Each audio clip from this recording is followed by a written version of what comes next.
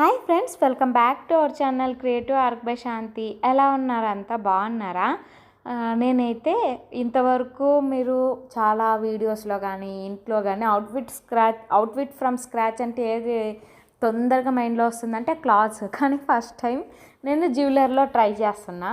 నేను ఈ సెట్ మీషోలోనే తీసుకున్నా అండి. దాని డీటెయిల్స్ కూడా నేను అప్లోడ్ చేశాను. వచ్చిండే ఇయర్ రింగ్స్ అనమాట. నేను చోకర్ అయితే యూస్ చేస్తా కానీ అప్పుడప్పుడు ఇయర్ రింగ్స్ యూస్ చేయను, ఎందుకంటే నాకు బుట్ట కమ్మలు అయితే బాగా సూట్ అవుతాయి. అందువల్ల దీన్ని పక్క పెట్టేశాను. ఎందుకో రీసెంట్గా కొన్ని ఇన్విజిబుల్స్ చేంజ్ చేసినప్పుడు ఇలాంటి గాడెస్వి కొన్ని లాకెట్స్ వస్తాయి కదా, సో నాతో కూడా ఇలాంటిది ఉంది కదా, ఒకసారి ట్రై చేద్దాం ఎలా ఉంటుందో అని చెప్పేసి ట్రై అయితే చేస్తున్నా అండి.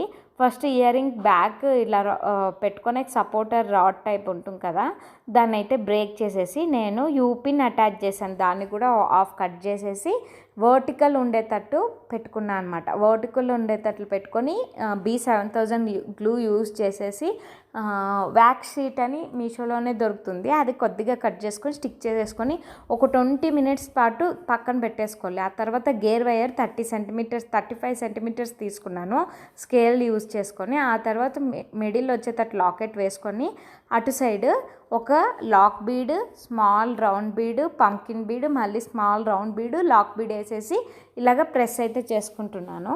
ఈ నీడిల్స్ ఇవి ఏదైతే యూజ్ చేస్తున్న టూల్స్ కూడా నేను మీషోలోనే తీసుకున్నా అండి. దాని డీటెయిల్స్ కూడా నేను అప్లోడ్ చేశాను.